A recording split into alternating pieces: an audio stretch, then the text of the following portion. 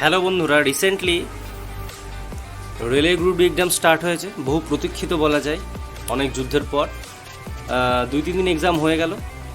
কোন কোন related question আসছে, কোন কোন টপিক থেকে, কোন টপিক থেকে বেশি ফোকাস করা হচ্ছে, ম্যাথস বা জিআই লেভেল কেমন আছে, কোন চ্যাপ্টার থেকে কতগুলো কোশ্চেন সেট করছে, কোনগুলো একটু বেশি জোর দিয়ে তোমরা পড়াশোনা করবে, যাতে করে খুব সহজেই তোমরা রেলওয়ে গ্রুপ ডির যে টায়ার 1 বা প্রিলিমিনারি যেটাই বলো না কেন সেটাকে তোমরা অ্যাচিভ করতে পারো, সেখান থেকে তোমরা বেরোতে পারো। এই সবই দেখে নেবো আমরা এই ভিডিওতে। এসো দেখে নেওয়া যাক।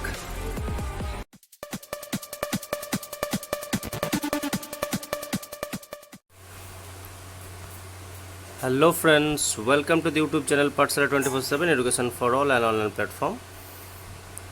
রিসেন্ট যে railway group D exam start হয়েছে 2019, যেটা নোটিফিকেশান ছিল, তো গত 2-3 দিনের এক্সাম তো হয়ে গেল।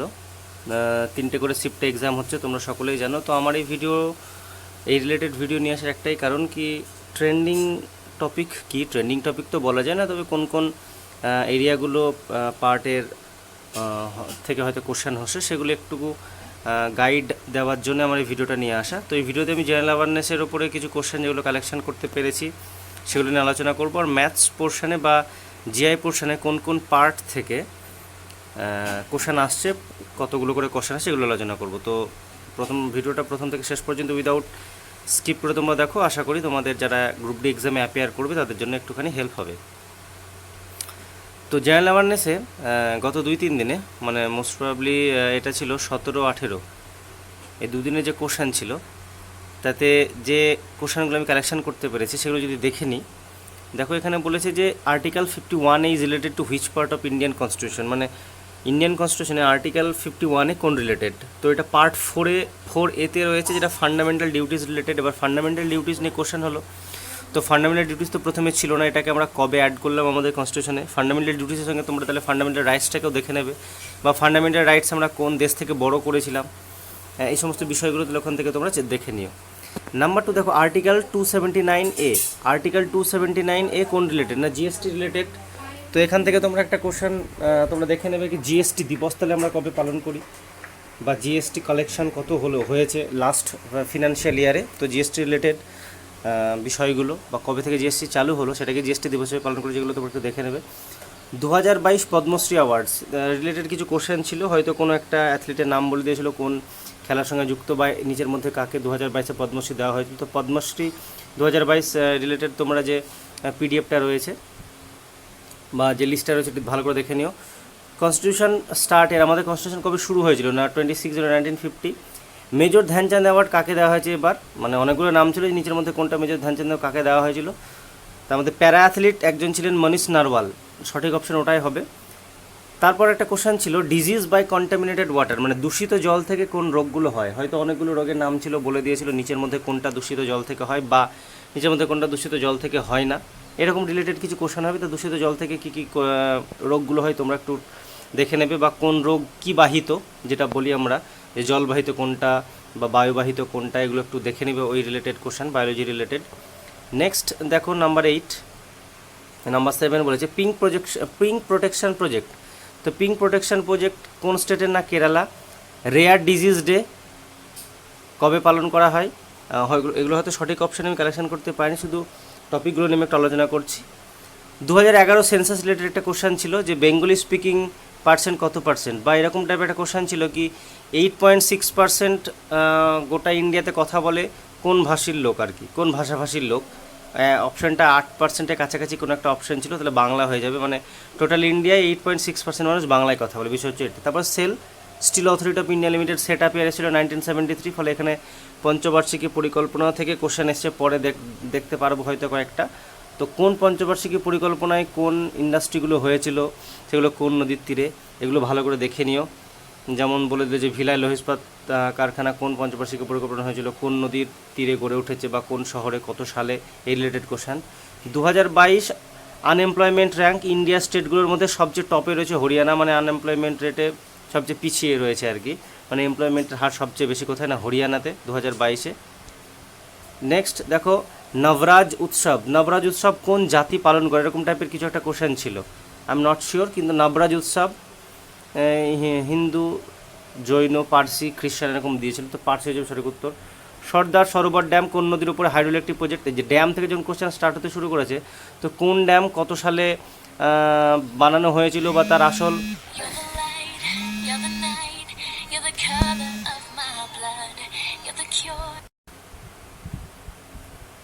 Sorry friends.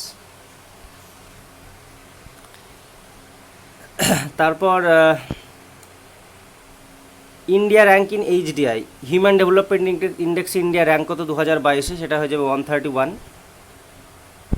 মাঝখানে একটু ইন্টারাপশনের জন্য দুঃখিত। নেক্সট, 2021 ধ্যানচাঁদ অ্যাওয়ার্ড কাকে দেওয়া হয়েছিল? ফ্লেমিং রাইট হ্যান্ড রুল, এখান থেকে অনেকগুলো কোশ্চেন 2-3 দিন এসছে, যে ফ্লেমিংয়ের বাম হস্ত নিয়ম এবং ডান হস্ত নিয়ম যেটা আছে, তোমরা ভৌত বিজ্ঞানে ক্লাস 9-10-এর বইটা পড়লে পেয়ে যাবে। একটা কথা আমি বলে দিই, কোশ্চেনের মধ্যে তোমরা দেখতে পাচ্ছ সায়েন্সকে বেশি ফোকাস করেছে, সেটা তোমরা জানোই কি।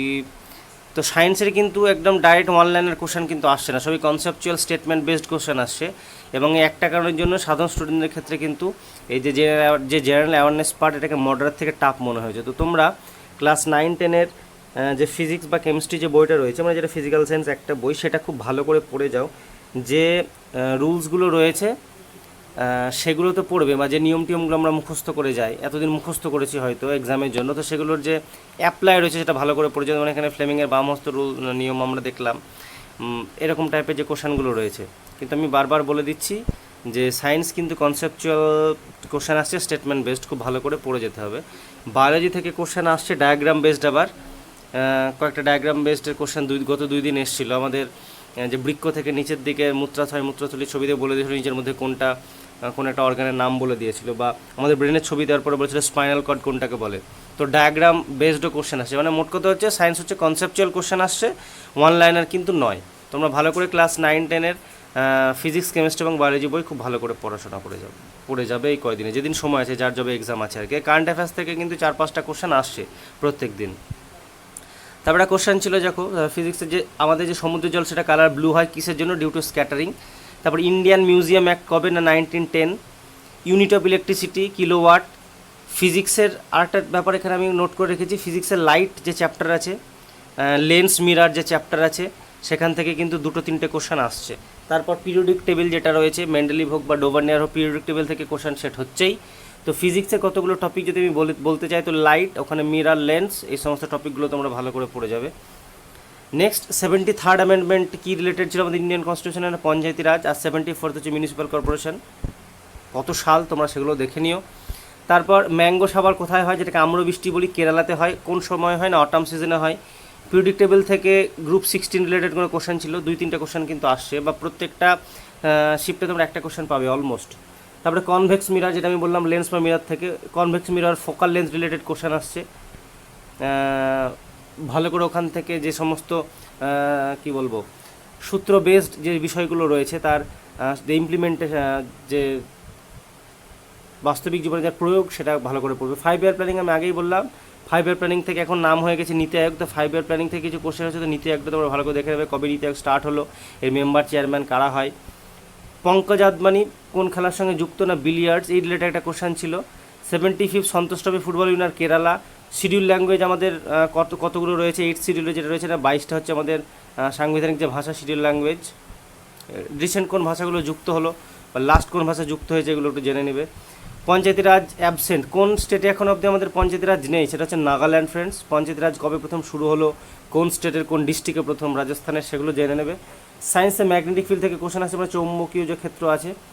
New Messenger app of Paytm, এটা হচ্ছে একটা কারেন্ট অ্যাফেয়ার্স, যে পেটিএম নতুন মেসেঞ্জার অ্যাপ লঞ্চ হচ্ছে, নাম হচ্ছে কি inbox. Human body diagram related question আমি আগেই বললাম, ব্রেনের এবং একটা আমাদের বৃক্ক মূত্রাশয় মূত্রাথলি রিলেটেড একটা ডায়াগ্রাম দিয়ে কোশ্চেন দিয়েছিল। ফরেস্ট রিপোর্টে ইন্ডিয়ার র্যাঙ্ক হচ্ছে 3rd। 1 হর্স পার সমান কত? না 746 ওয়াট। মানে আমার এই কোশ্চেনগুলো বলার উদ্দেশ্য একটাই হচ্ছে, এই রিলেটেড কোশ্চেনগুলো আসছে, তোমরা যাতে এটা চ্যাপ্টারগুলো আলাদা করে একটু স্পেশালি জোর দিতে পারো, বাস এটুকুই, এর বেশি কিন্তু কিছু না, তবে একটা হেল্প হবে। তারপর এবার যে হায়দ্রাবাদ লিবার্টি ফেস্টিভ্যাল হতে চিফ গেস্ট কোনখান থেকে ছিল? না ইউনাইটেড কিংডম থেকে। পোঙ্গল ফেস্টিভ্যাল স্টেট কোথায়? কোন রাজ্যে পোঙ্গল ফেস্টিভ্যাল পালন করা হয়? এখানে কোন ঈশ্বরকে প্রার্থনা করে না, গডকে আর কি। ব্রহ্ম সমাজকে স্থাপন করেছিল রাজা রামমোহন রায়। অনেক দূরে যে তারারা থাকে সেগুলো গ্লিটারিং করে ডিউ টু কিসের জন্য, রিফ্র্যাকশনের জন্য। মানে তারাগুলো যে গ্লিটারিং করে কারণটা কি, অনেকগুলো অপশান ছিল। রিফ্র্যাকশন একটু আগে দেখলাম, সমুদ্রের জল নীল কালো, ওটার কারণটা আমরা জানলাম, দেখেছিলাম। তো এখানে তারাগুলো যে গ্লিটার করে এর কারণটা কিনা রিফ্লেকশন, ওটা ছিল স্ক্যাটারিং আর কি। নেক্সট, ম্যানগ্রোভ ফরেস্ট সবচেয়ে বেশি West Bengal. 25th chief election commissioner of ইন্ডিয়াকে না, রাজীব কুমার।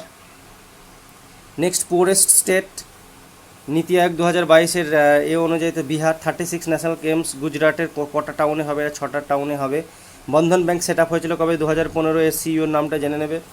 লেন্সের ফোকাল লেন্স রিলেটেড কোশ্চেন বলেছিলাম, যে ফোকাল লেন্থ বলে দিয়েছে, পাওয়ারটা কত, পাওয়ারের একক হচ্ছে ডায়াপ্টার। আমাদের সংবিধানের পার্ট এবং শিডিউল রিলেটেড, যে প্রথম আমাদের এখন টোটাল হচ্ছে 25টা পার্ট, 12টা শিডিউল, আগে কতগুলো ছিল। রামকৃষ্ণ মিশন সেট আপ করেছিল কে, স্বামী বিবেকানন্দ, কত সালে করেছিল। এই যে এখানে একটা কেমিস্ট্রি কোশ্চেন আমি কালেকশন করতে পেরেছিলাম।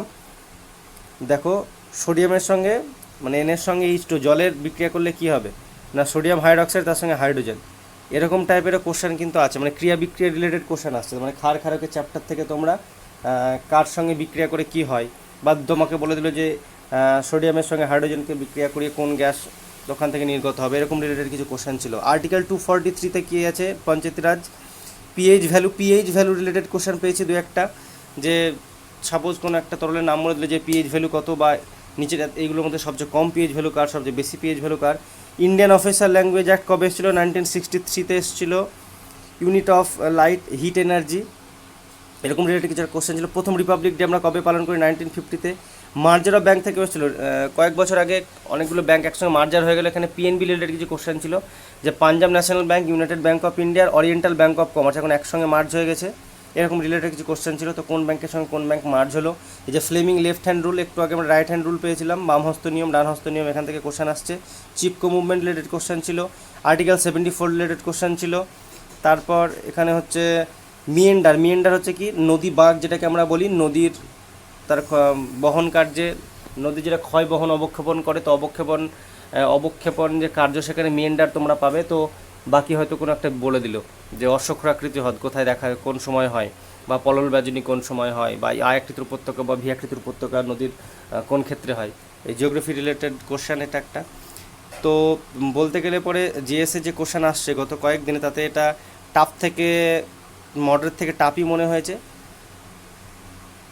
যে চ্যাপ্টারগুলো বললাম একটু পড়ে যাবে। রিজনিংটা যদি দেখে নিই আমরা, দেখো রিজনিংকে ইজি মডারেট বলা হচ্ছে। সিলোলিজম থেকে 2-3টে কোশ্চেন আছে, সিটিং অ্যারেঞ্জমেন্ট থেকে ওরকমই 2-3টে, পাজেল 2-3টে আসছে, ডিরেকশন 2-3টে আসছে, মনে হয়েছে লেফটে গিয়ে রাইটে গিয়ে 15 মিটার গিয়ে 20 মিটার আবার রাইটে গিয়ে যে বলে। অ্যানালজি থেকে 2টো কোশ্চেন আসছে, সিরিজ 2-3টে আসছে, কোডিং ডিকোডিং মোটামুটি 3টে, ক্যালেন্ডার ক্লক রিলেটেড একটা কোশ্চেন দেখা যাচ্ছে, ক্লক থেকে এসেছিলো, ক্যালেন্ডার কম এসছে আপাতত যে শিফটগুলো হয়েছে। ইনইকুয়ালিটি থেকে 2টো কোশ্চেন আসছে, ব্লাড রিলেশন থেকে 2টো কোশ্চেন আসছে, অ্যালফাবেটিক্যাল জিআই 2টো আসছে, ম্যাথামেটিক্যাল থেকেও 2টো আসছে। মানে মোটামুটি এরকমই যে 30টা থাকবে আর কি, ঠিক এই টপিকগুলোকে কভার করছে। ম্যাথামেটিক্সের যদি আমরা টপিকগুলোকে দেখতে চাই তোমাদের সাহায্যের জন্য, ম্যাথামেটিক্সেও লেভেলটাকেও স্টুডেন্টরা ইজি মডারেটই বলছে। দেখো কী কী বলছে। নাম্বার সিস্টেম রিলেটেড 2-3টে কোশ্চেন আছে, 2টো। এলসিএম এইচসিএফ মানে লসগু গসাগু থেকে একটা, যেটা বদমাস বলি আমরা, বা সিম্পলিফিকেশন থেকে 3-4টে কোশ্চেন আসছে। সিম্পল ইন্টারেস্ট বা কম্পাউন্ড ইন্টারেস্টে অলমোস্ট মিনিমাম একটা কোশ্চেন তো আসবে। প্রফিট লস থেকে 2টো কোশ্চেন আসছে, তার মধ্যে একটা হার্ড বলবো না, মডারেট লেভেল, একটা ইজি লেভেলে আসবে। পার্টনারশিপ থেকে একটা কোশ্চেন আসছে। তারপর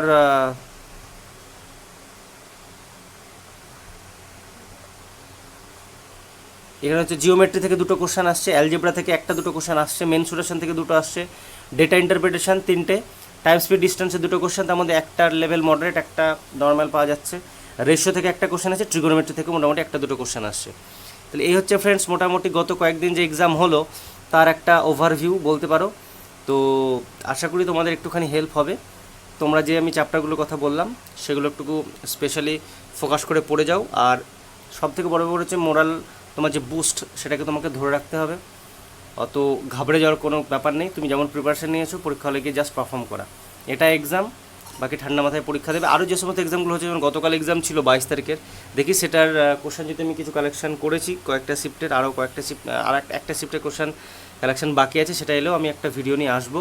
আমি চেষ্টা করতে থাকবো তোমাদেরকে হেল্প করার। দেখা হচ্ছে নেক্সট ভিডিওতে। ততক্ষণ অবধি সকলে সবাই সুস্থ থাকো, ভালো থাকো, ভালো করে প্রিপারেশন নাও, group D railway group D exam ভালো করে দাও। থ্যাংক ইউ ভেরি মাচ ভিডিওটা দেখার জন্য। এগুলো ভিডিও শেষ করলাম। জয় হিন্দ।